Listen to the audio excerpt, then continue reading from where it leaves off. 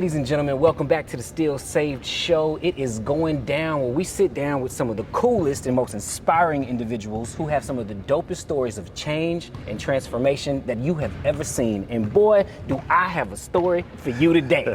At least I think I do, ladies and gentlemen. I get a chance to finally sit down with Travis Williams. Man, what's going on, man? Man, it's just thank you for having this platform. You spending some time with me and just really sit down and, talking about a God-driven vision, HBCU All-Stars. Yeah, man. Well, we're really excited to have you here in Houston. I am personally grateful for the shirt. You know what I'm saying? Yeah. He done hooked me up. Nobody has those commemorative shirts right off the presser, man. Look, that's big. That's game changing. Hey, it's game changing. Game and changing. It feels good. And what's more important, what it says on the back of it. Yeah. Hold on. Do I gotta turn around? Yeah, turn around. Let them show what. Let me see. Hold on. The best in black college basketball, HBCU All-Star. This is about the culture. This is about us. More importantly, black excellence at the highest level, my brother. That's what I'm talking about, baby. I get to be the first white guy to wear this shirt. No. I love it, man. I love it, man. Well, we are definitely going to talk all about the game, right? Yeah. The game, all the initiatives that are going down that you're bringing to the city, during March Madness. It's crazy, man. It's crazy. But you yourself have been killing it for decades. And on the collegiate level, you've sent kids and athletes to the professional level as a coach. I think you were Tennessee State. Tennessee State. You was at Tennessee State for a little while. Where else have you coached? Fort Valley State University, Georgia State, Mercer, Chicago State, professionally, internationally in China when we won the 2008 Olympic gold. And so semi-pro, and then I got a chance to coach on the high school level to try to bring it forward with everything. And it's really been important, getting an opportunity in the high school level. And then coaching at two prestigious Maynard H. Jackson High Schools. As you know, the Atlanta airport is named after. So some legendary, and just being able to impact lives on all levels. Yeah, you've had a chance to do a lot. Yeah, you had a chance to do a lot. If I were to sit here and go through your list of credentials, I don't know if I could fill up the entire show, man. Do me a favor. On paper, it looks amazing. But Travis Williams, the man, how would you describe and present yourself? I'm a man of faith. I'm a man of serious about my family, and I'm about a life of service. Come on. I think that's what I speak. To understand my story, my mother passed away when I was 12 years old of lupus.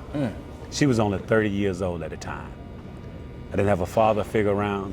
I was juggled from family to family.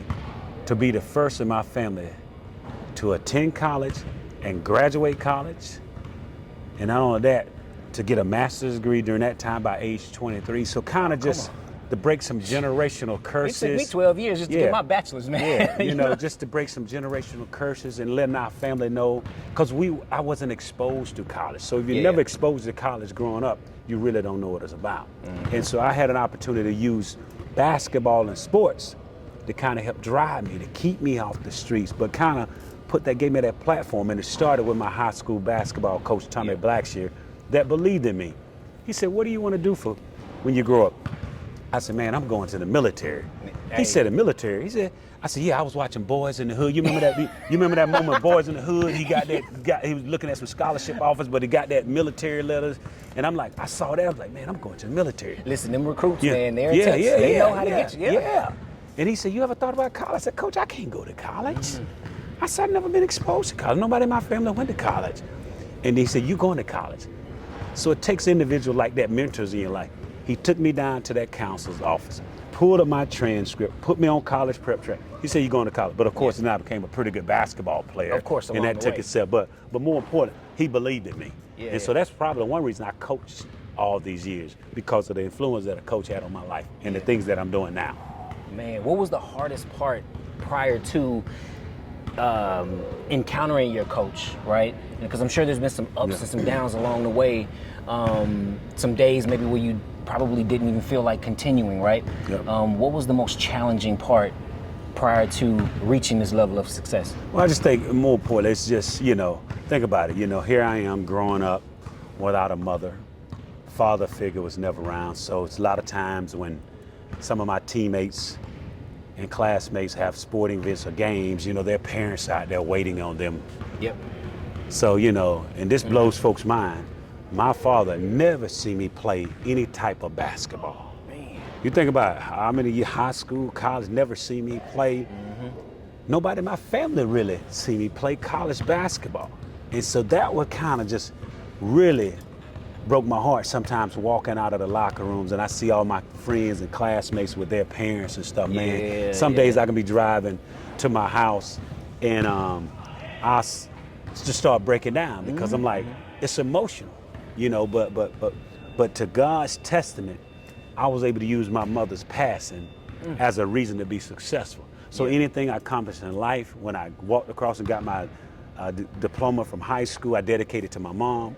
When I walked across that podium and got my 2 degrees, always dedicated to my mom. So I used her passing as a reason to be successful. Because I could have used all that negativity. Mom's not here, didn't have a father figure, grew up in low income housing, juggled from family to family. But it was something that God placed in me to say, hey, you know, it was a vision. And so I use it as motivation. Because, I mean, 12 is young, right? Very young. Very young. Our minds aren't necessarily set on progressing and things like that at that time. Like, how did God keep you in those early years? You know what I'm saying? To where, because it's easy to get off track. You know what I'm saying? And it's easy to go this way, it's easy to go that way.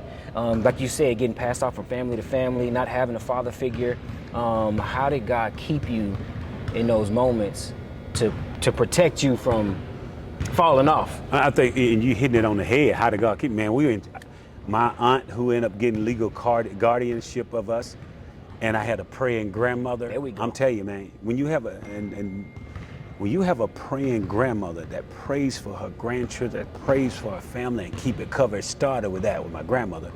And then one of my young aunts that got us as, you know, as guardians, we were in church every Sunday. You know what I'm saying? We would go to church religious. If we wanted to do something fun, we had to go to church. Come on. That was a non-negotiable. So we grew up in the church home, and then just had more folks from the church and just the community to cover us, man. So it started. It started and with my grandmother, my aunts, but it started in the church every week. I love it, man. I love it. Well, we're here at TSU. We're not at the studio, right? One of my favorite campuses. I went to U of H, but I think I spent more time here than I did in my own school. So love TSU. Tell me, why is it so important to you to be here at TSU versus anywhere else in the city? Man, this is me. Texas Southern University, this is black excellence. Come on. At the highest level. You know the Ocean Soul just got a Grammy. Yeah, man, like the band got a Grammy. So that says something about our leadership, what we've been able to do, and to bring a game here of this magnitude for our culture, for our community, something that's never been done. This is historic.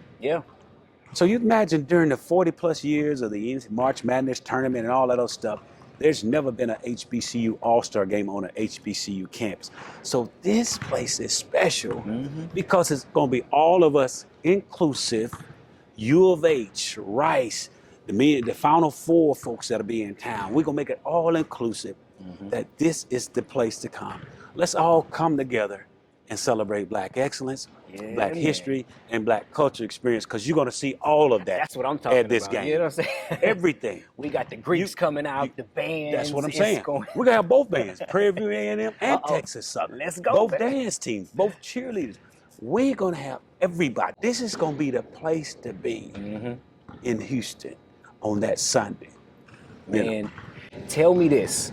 All right, well, do me a favor. Okay. Before we get into the deepness of the mission and the vision behind the game, just tell me a little bit about the game, and then we'll talk about some of the initiatives you got surrounding the game. But where did this idea come from? God. I mean, that's God. You know, you think about after a 17-year successful college coaching career, and I love coaching. Don't take that. You know, I've been a Division I coach at Tennessee State, Fort Valley State. Some of my most proud years is giving me an opportunity to be a head men's basketball coach at those HBCUs. So they poured into me, giving me an opportunity to say, Travis L. Williams, the head men's basketball coach at these prestigious institutions. So, and God placed his vision in my spirit. To say that you're getting ready to do something to change the trajectory of our HBCUs across the country. Right. You think about that, you know. And we believe, we call it ear as our principle, and we call it OR. We call it exposure. providing exposure for our HBCUs, our student. We call it access. Come on. We call it recognition, man, on the grandest stage. Yeah. We call it opportunities. Opportunities is the name of And the we game. call it resources, being able to help our communities. And then it's delivering the results, because we making a lot of goals, dreams, and aspirations coming true when we know these guys have never had this platform. Yeah. You know, so the game itself is huge. The game opens up our HBCU communities to more exposure, getting scouts and agents on our campus where they wouldn't otherwise pour into us. And so, God. Why is that so important? Why is that part right there about the exposure for HBCUs, right? Like, was there a problem? Is there a problem, right? Like, why is that so important to make sure? You know what I'm saying? Come on, let's talk about it. Oh, why is it a problem? You know, I speak both personally and professionally. Absolutely. As I just mentioned to you, I'm a former HBCU coach. I played at a PWI, Georgia State University. I coached at PWI. So I seen the difference, have seen the difference between the have and the have-nots. All that stuff.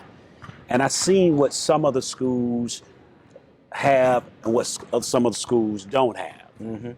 You know, one of my priorities as a head coach, always want to run a first-class program, do everything at the highest level, and making sure my guys don't want for anything, because they see other stuff that other schools do. You know what I'm saying? So for me, it's making sure that our HBCUs have the same type of access as some of our PWIs. You know, that's important to me. You know, making sure our guys being provided some of the same opportunities can walk into those same doors. Come on. So all because this, the talent is there. Yeah, all of this. You think about it, there are 450 50 NBA players in the league.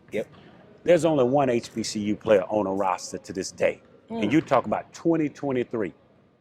Robert Covington with the Los Angeles Clippers, who played for me at Tennessee State University. I know but you see them, you see what I'm saying? So, but you only see that as one player on a roster. So even to be able to provide this exposure, and now HBCU All-Stars being nationally recognized, that whenever we do an event, scouts and agents, GMs, G League personnel, they can come out and be a part of our events. You know what I'm saying? So whenever we do something, it's legit. They know what level we doing. You know what I'm saying? We providing this opportunity. So we ain't cutting no corners. We ain't no shortcuts. No we on corners. The big stage. It's going down. That's why you said, why are we here in Texas Southern? Because Texas Southern University is the big stage. Absolutely. It's the big stage for our culture, our community. You look around and see all the banners and the history around here. This is a big stage for us. And so we're excited for that. But more importantly, man, our hardworking, talented, ambitious, and very deserving HBCU student athletes, this is what it's about. Our brilliant coaches that pour days and nights into this time away from their family, pouring it to student athletes to provide them opportunities. This is a collaborative from all of us, man. Because when we discuss the makeup of the teams and the process, man, it'll blow your mind on some things. No, I love it. I love it, man. Well, listen, this is what we're going to do. We're going to take a quick break. I appreciate your transparency and your honesty. We got a few more things to chop it up about, all right? So make sure you stick around here on the Still Save Show. We'll be right back. Listen, ladies and gentlemen, we're back. We're just sitting here chopping it up, man. Just having a good old conversation here at TSU, Texas Southern University. I got my homie Travis Williams from the HBCU All-Star Game, which is going to be taking place when? Sunday, April the 2nd, 3 p.m. Central Time, 4 p.m. Eastern Time. But what's more important, we have college game day pre-game leading up to it. So 2 p.m. Central Time, it's going to be live leading into the game. And so we're going to open this thing up, invite students. Oh, it's going to be crazy, like college game day. You said invite students. Like you just kind of like rolled over that part. Like talk to me a little bit about that. So remember, as a way of giving back and pouring back into our community, I want to make sure this point is known. All students are free. Elementary, middle, high school, prep school, college students with a valid ID. And this is important for us. When we say free, it's important for us that we want to expose you to our HBCUs and expose you to what these guys are doing, expose you to this unbelievable game going on during Final Four weekend. So it's a great opportunity. Yeah, no, absolutely, man. Because that exposure is key. Like, it could change the trajectory of somebody's life just by being in the environment, in the atmosphere, experiencing the vibes, and seeing where, like, man, somebody who possibly never even considered, right? And it'll change your life. Tell me this, man. With you coming in on April the 2nd, this isn't just a game. No. This is not just a game. Even the HBCU All-Star brand itself was a marketing initiative, right? Yep. But when you come into a city, like, you don't just come in for one day, man. You're a heart of service and giving back to the community. Talk to me a little bit about why that's important to you and some of the cool stuff y'all got coming up. It's amazing. So when we bring these All-Stars in here and our coaches, it's important that we have a collaborative effort from our entire city. And so we'll be here Wednesday, March 29th all the way to Monday, April the 3rd. And so unbelievable opportunities. We have a welcome affair, awards reception, and a social justice and civil rights panel discussion. And that's free. We open it to the city. It's a way of giving back and having the city come in and meet and greet our HBCU All-Stars and our coaches. It's a way to really let the city know that, hey, we want to be here. We're here to come and support all the initiatives that's going on. We got outreach in Cooney Homes where we're going to do some community outreach. Have our HBCU All-Stars go there and do camps and clinics. We're going to make that a big blowout fun day where we get a chance to pour back in our kids and let them know they see and expose them to our HBCU All-Stars. Wow, you can be like this HBCU All-Star. Because think about it, like prior to you going to college and encountering your coach, college was not on your radar. It wasn't on my radar. Can you imagine how many kids will have the ability to impact who college is nowhere near on their radar, on their trajectory? Like, it's like college is an afterthought. It's not even an afterthought. It's not a thought at all. In the hopes of bringing that college experience to some of these kids is mind-blowing. Unbelievable. Man. And then you talk about the college admissions fair that we're going to do here on campus. Oh, see? Now we're talking. Think about this. In 2022, we did a college admissions fair at Dillard University. Okay. We invited over 100 of our HBCU. 40 showed up the first year out. Now we're here in the great city of Houston. We want all of them. You know, we're going to invite it, extend it, and we had over 1,000 students come and be exposed to our HBCUs. And we want the same thing to happen. Scholarships on spot. Come on. Application waivers on spot. Expose them to all these HBCUs across the country. Walk on Texas Southern University campus tour. Meet and greet students. And so that sends a loud and clear message that we want to expose our kids to the HBCUs and stuff. And all of this in a 2 to 3 mile radius. Yates High School. Think about Yates High School. You know, we're going to go in there pour into Yates High School summer outreach. You can't come to Third Ward without going to Yates. That's what I'm saying. And so we got some of the things, initiatives that we're going to do. We're excited about it. We're really excited about it. So you talk about a pro day combine, even before the HBCU All-Star game on Sunday. Oh, see, so that's the part. So we're going to do a pro day combine.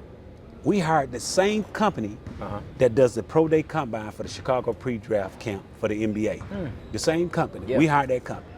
Pro day combine where we invite NBA teams to come in and watch our guys up and close in drills and up and down before the game. Part we was talking about. That's it. Right? That's a part. That access. That's a part of what we talking about. And so some of these things, and this the kicker. Internship program. Oh, see, think about how we expose our kids to what's going on. We have over 200 interns that have set up to volunteer for internship. So we're in the process of closing that internship list, and then we'll start vetting them out. But that want to be a part of it. Anytime we can help our young folks and expose them to type of events like this, that's what we gonna do. That's that opportunity part, man, right there. You're not just talking that talk, man, but we walking that walk. We're making it available, making it accessible. It is important. Financial literacy, you know, with our student athletes. Showing them how to handle money. Career, that's what I'm saying. That's important. You know, money matters. Help, of course. You know, career transition. You know, partner with black-owned suit company. Be able to give them their own custom suit. I'm just saying, we're going to have to get an inside look at the suit. To help them with interviews. You see what I'm saying? So we want to make sure that we provide our students with the best, man. They deserve this, man. It's long overdue. No, absolutely. I believe everybody deserves that chance and the opportunity to give them that stage and then let them run with it, man. Tell me this, because you mentioned earlier you've had some players make it to the league and perform at very, very high levels, right? Professional levels, overseas. How does that make you feel? Man, as a coach? Not just as a coach, but as a mentor, as a father figure to a lot of these young men. How does that make you feel? Man, that's God, man. It's God, you know, when you do things the right way and pour into guys, it's just you paying it forward. you're paying it for our culture and our community. And you hope, I hope someone would do that for my children when I'm not around. Yeah. And I just think you're leaving a legacy for our culture and being able to celebrate, Black excellence at the highest level. So it's important for us to really push it. Yeah. Yep. I love it, man. I love it.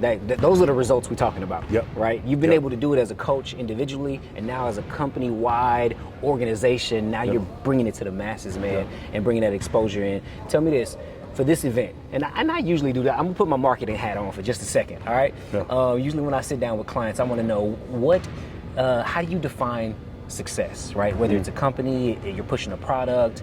In this case, we're not just out here selling tickets. So the essence of this event, the heart, the spirit of this event, how do you define success? At the end of the day, when you leave a city, right? What's gonna allow you to sit back and be like, we did that? Well, a sellout standing room only crowd, Okay. the folks that wanted to come out and support this, along with our CBS sports partners being able to produce this game. Remember, this game is on CBS television network, prime time. What's that, one day 120 million people? over 120 million subscribers, you know what I'm saying?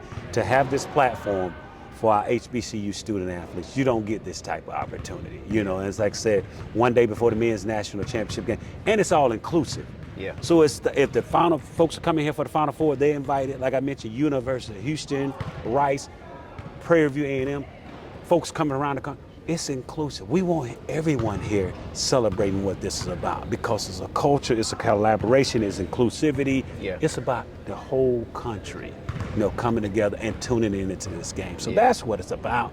And more importantly, the players and the student athletes and the coaches are your best ambassadors. Come on. That they really are thankful and truly grateful for this moment and being on this platform and just doing it and making sure everybody leaves here knowing they've done it for the right reason. I love it. And that's through a God-driven vision. Man, okay, so let's talk about that driven vision, right? Yeah. Because you do a lot of community service initiatives, you have your own nonprofits, but you're also heavily involved with FCA, Fellowship of Christian Athletes. Why is that organization in particular so important to you? Well, Fellowship of Christian Athletes, like I said, I'm a big man, a firm believer in my faith. Anytime I get an opportunity, I serve as a board member of Fellowship of Christian Athletes. So anytime I get an opportunity to pour back into young folks that might have not had those opportunities, and being able, anytime we get a chance to speak Christ in their lives and help them in every shape, form, or facet, we're about that. And so anytime I can partner with an organization like that, and not only just from a financial, but actually get out there and do the work. That's it. We just launched our basketball league, and a lot of those kids that participated in it didn't make any of their teams. And we formed a league so we can provide them that opportunities, things of that nature. And so anytime you can use sports, but also as Christ, God being the center of what we do, that's important, man, because it's paying it forward.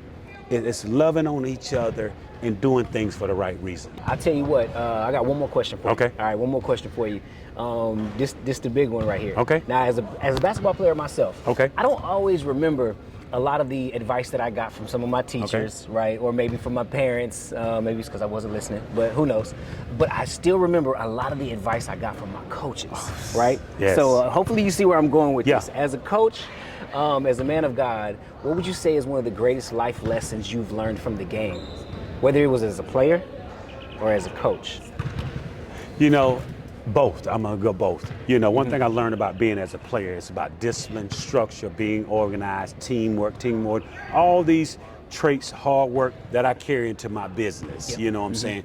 As a coach, being able to recruit young men that believe in that same vision, philosophy, that work hard, that's about doing anything, committed to their academics, on and off the basketball court. But when it's all said and done, it's about relationships. There we go. It's about relationship. I have some of the best relationships of all my former players. In my cell phone, I got 3 or 4 different group chat. And it's with all my former players. And that's how we keep it in the loop. So that speaks in volume about the relationship and the impact that coach made. Plenty of my players can call, hey, coach, can you do a recommendation letter for me? See, that is important. Hey, coach, I'm applying for this job. Can you give a call? That's the power of being a coach. Because if we didn't have good relationship, there's no way those players are calling you back. And so coaching is lifelong relation. That's why I say coaches make the most impact on people's lives, period. Yeah, what they say, they don't really care what you know until they know that you care. Yep, exactly. Right? And it takes a real man to really care about somebody beyond the court. Yep, exactly. And I definitely see you guys pouring into players in terms of their strength and conditioning and developing their game, but I also see you pouring into their spirit, yes, pouring into their soul, pouring into their character, yep. making sure they're men of integrity, right? Yep, and going of course, out there of course. and representing. Of course, and I know you said last question, but I want to close. I want to close on this. It's your world, man. We just in it. No, seriously though, because I love your energy, I love your passion, I love what you speak. You're a man of God, and so this is for our culture. You know what I'm saying? Sitting here down, we need to come out on Sunday, April the 2nd. Come on. And support this event. You know, we need to follow HBCU All-Star Game.com, HBCU All-Stars. Get your tickets now. Don't wait till the last minute, because you do not want to be on the outside looking in and saying, I wish I'd have gotten tickets earlier. Mm-hmm. This will be the place to be, because why? We're celebrating Black excellence at the highest level. And it's during college basketball biggest weekend. That's what you're trying to get folks to understand. Listen. And it's history. Mm-hmm. This is a historic moment. First ever HBCU All-Star Game on an HBCU campus during the 40-plus year that we get an opportunity front and center to celebrate us. Man. So I just want to make folks understand what's at stake. Hey, listen, for our I want you to know too, it's going to be entertaining, right? Definitely. We're talking about talent. You want to talk about some of the most competitive basketball you've ever seen in your life? Not only that, but the halftime shows. We got some stuff in store. Like, it's about to go down. About to go down. I'm glad you mentioned it. 66 of the top players in Black college basketball from the MEAC, SWAC, CIAA, SIAC, independent schools, Tennessee State, Hampton, North Carolina A&T, competing for 24 exclusive spots. So we have 48 HBCUs competing for 24 exclusive spots. That's going to send a loud and clear message. And we get an opportunity to have those guys showcase across the country in a celebration of the best in Black college basketball. Man. Come on, that's God. Look. That's God. It don't get no better than that, y'all. It don't get no better than that. Fuck, that's God. Travis, man, listen, I appreciate you for coming and kicking it with me, man. We got some work to do. It's about to go down. We got a lot of community stuff going on. Make sure y'all stay tapped in. Travis, how can they stay tapped in and locked in with the HBCU All-Stars and yourself as Listen, go to HBCU All-Star Game.com to get tickets. Follow us on all our social media platforms. HBCU All-Stars LLC, HBCU All-Star Game.com. Follow me, Travis L. Williams 24. Get tickets now. We need your support. Just don't go in there and like it. Follow us and support. Like I said, this is supporting us, our event. You understand that? So we need your support.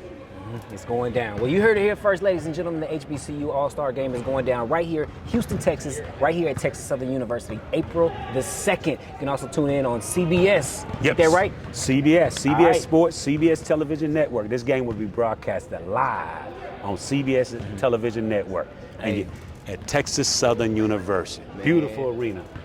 Listen, beautiful campus. Down, man. Well, there you have it, man. Appreciate you coming through, man. Breaking down the breakthrough with your boy. It's going down, ladies and gentlemen. We'll see you.